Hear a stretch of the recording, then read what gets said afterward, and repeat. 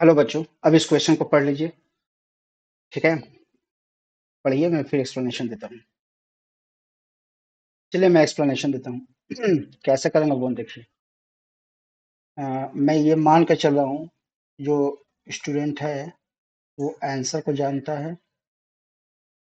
ठीक है, या फिर आंसर को गेस कर सकता है। ठीक है, तो ये मान लीजिए कि इसका प्रोबेबिलिटी कितना है, एक्स है, और इसका प्रोबेबिलिटी कितना है, 1 - x है। ठीक है, ये जो क्वेश्चन है ना, ये बेस थ्योरम में बेस्ड है। सर आपको ये बात कैसे पता चला? अभी आपको पता चल जाएगा। देखिए, मैं ये मान के चल रहा हूँ कि वो करेक्ट आंसर लगाएगा। ठीक है, तो यहाँ पर क्वेश्चन, यहाँ पर देखिए क्या लिखा है, assuming that probability of the student giving the correct answer for a question given that he has guessed it is. कहने का मतलब ये है कि पी ऑफ, उसने गेस किया है, ये गिवन है, तो गेस यहाँ पर आएगा, करेक्ट आंसर लगाया है तो करेक्ट यहाँ पर सी आएगा, और इसका प्रोबेबिलिटी कितना है, हाफ है। ठीक है, और ये वाला का प्रोबेबिलिटी कितना हो जाएगा, उसने खुद ही बोल रखा है। यहाँ देखिए,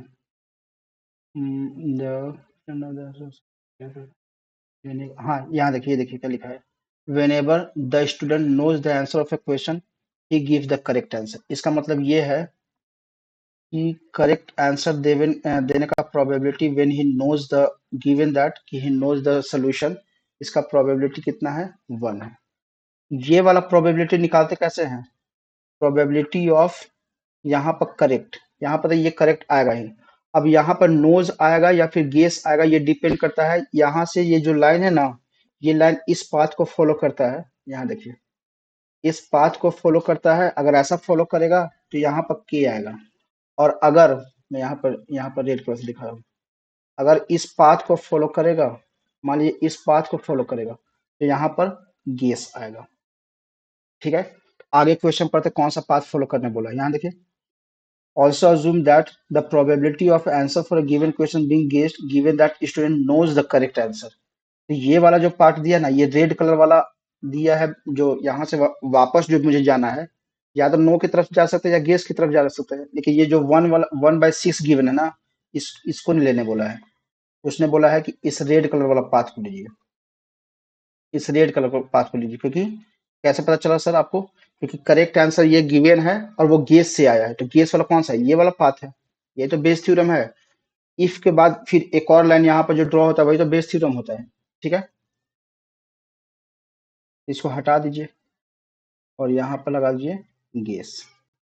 ठीक है, तो ये प्रोबेबिलिटी निकालते कैसे हैं, देखिए प्रोबेबिलिटी निकालने का तरीका, प्रोबेबिलिटी गेस बाय सी, इसको निकालने का तरीका क्या है, पी ऑफ गेस कहाँ से आया है, यहाँ से स्टार्ट करते हैं अपना जर्नी, यहाँ से पहले ऐसे जाएंगे, P of guess dot P of,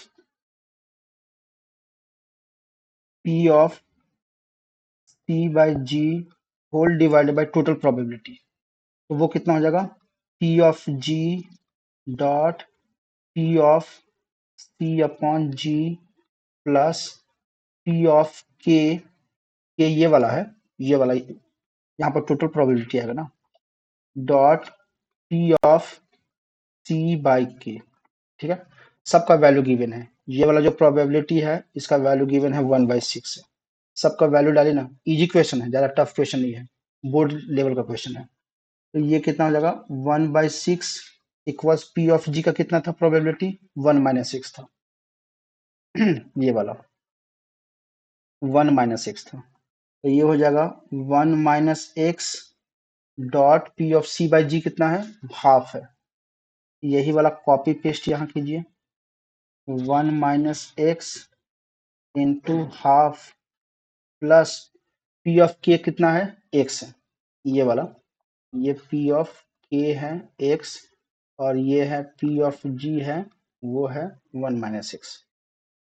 तो ये हो जाएगा एक्स डॉट सी बाई के कितना है, 1 है। ठीक है, सॉल्व करते हैं, अब बस यही लिखना था, ये जो था ना, मेन यही चीज था, ये जो मैंने डायग्राम पिक्टोरियली दिखाया है, ये देखिए बहुत कम लोग समझाते हैं इस टाइप से, वो लिख कर वो डायरेक्टली ये फॉर्मूला लगाते हैं, ऐसे लगाते हैं, इससे ज्यादा अच्छा है पिक्टोरियल समझने का ट्राई कीजिए। यहाँ तक तो आपको समझ में आएगा करेक्ट आंसर कैसे आएगा, उसका प्रोबेबिलिटी कैसे निकालना। अगर यहाँ तक सिर्फ छोड़ दिया ना, इफ वर्ड इसके बाद नहीं लगाया, तो फिर ये जो एरो मार्क है ना, वापस बैक साइड नहीं जा पाएगा। तो वो टोटल प्रोबेबिलिटी का क्वेश्चन है। उसके बाद क्या किया ना, मान लीजिए यहाँ तक अगर छोड़ दिया क्वेश्चन, तो टोटल प्रोबेबिलिटी का क्वेश्चन है। उसके बाद फिर से इफ लगा दिया कि क्या होगा अगर ऐसा हो कि वो जानता है क्वेश्चन को या गेस करता है क्वेश्चन को, अगर कुछ ऐसा वर्ड जोड़ दिया, यानी वापस से ये आपको बैक साइड जाने के लिए बोला कि कहाँ से वापस ये आया है वहां जाइए, तो वो बेस थ्योरम हो जाता है। बस इस बात को समझना है। तो ये कितना हो जाएगा, ये बन जाएगा 1 - x/2 न्यूमरेटर में whole divided by 1 - x + 2x whole divided by 2। तो ये वाला 2 इस वाले 2 से कैंसिल आउट हो जाएगा, तो बचेगा क्या मेरे पास, 1/6 इक्वल्स 1 - x/1 + x। तो ये बन जाएगा 1 + x इक्वल्स 6 - 6x। तो ये कितना आ गया, 7x इक्वल्स 5। तो x का वैल्यू कितना आ गया, 5/7 आ गया। हो गया। देखिए कोई है क्या 5/7? Option number C. ऐसा क्वेश्चन क्लास 12th में भी, अब तो खैर डिलीटेड पोर्शन में आ जाता है, तो ऐसे इस टाइप का क्वेश्चन नहीं पूछा था। पहले इस टाइप का क्वेश्चन आते थे एनसीईआरटी में भी, मतलब सीबीएसई में भी आते थे। तो क्वेश्चन का लेवल ज्यादा टफ नहीं था, आसान सा क्वेश्चन था। मैंने ये जो पार्ट सिखाया है ना, ये पार्ट सबसे इम्पोर्टेंट है, ये वाला पार्ट। यही पर फोकस है, पूरा का पूरा थ्योरी इसी पर बेस्ड है। कब टोटल प्रोबेबिलिटी आता है, कब बेस थ्योरम बन जाता है, इसी पिक्चर में दिखाया हुआ है। एंड आई होप कि मैंने आप लोगों को प्रॉपर एक्सप्लेनेशन दे दिया है। ठीक है बच्चों, ये वीडियो आप लोगों को कैसा लगा लिख कर कमेंट सेक्शन में बताइए। दूसरी बात ये है कि अगर आप लोग को वीडियो स्लो लग रहा है तो 1.2 पर चला लीजिए, काफी नॉर्मल लगेगा। दूसरी बात ये है कि देखिए मैं अपने चैनल पर जितने भी पीवाईक्यूज क्वेश्चन है सब अपलोड कर रहा हूँ, थोरोली एक्सप्लेनेशन के साथ। अगर शॉर्टकट है तो शॉर्टकट के साथ, और उससे रिलेटेड कोई थ्योरी है तो उसके साथ भी, जैसे मैंने यहाँ पर सीखा है कि टोटल प्रोबेबिलिटी और बेस थ्योरम में क्या डिफरेंस है। ऐसे ही अपलोड करते रहूंगा, बस आप लोग को सपोर्ट चाहिए। इसके लिए वीडियो को लाइक करें, चैनल को सब्सक्राइब करें, वीडियो को ज़्यादा से ज़्यादा शेयर करें। और अगर आप किसी ऐसे को जानते हैं जो आईआईटी का प्रिपरेशन कर रहा हो, एनडीए का कर रहा हो, वेस्ट बंगाल का कर रहा हो, यूपी सीईटी का कर रहा हो, या फिर कर्नाटका सीटी, मतलब कहीं का भी कर रहा हो, मतलब प्रिपरेशन कर रहा है, तो उसको आप बताइए मेरे चैनल के बारे में कि फ्यूचर लीडर्स पाठशाला जितने भी पीवाईक्यूज क्वेश्चन है वो रोली वो अपलोड कर रहा है। तो शायद वो जो मैथ्स में स्ट्रगल कर रहे हो ना, उनको शायद एडवांटेज मिल जाएगा आपको एक छोटा सा हेल्प से। ठीक है, चलिए, क्या आपको इस क्वेश्चन से रिलेटेड कोई भी डाउट है? अगर कोई डाउट है तो कमेंट सेक्शन में लिख के बताएं, मैं ट्राई करूंगा आपके डाउट को क्लियर करने का। दूसरी बात ये है कि अगर आपको इससे रिलेटेड और भी, मतलब इससे नहीं, मैथ्स में और भी कहीं डाउट आता है तो अपना डाउट कमेंट सेक्शन में लिख के बताएं। ठीक है, चलिए फिर नेक्स्ट क्वेश्चन मिलते हैं।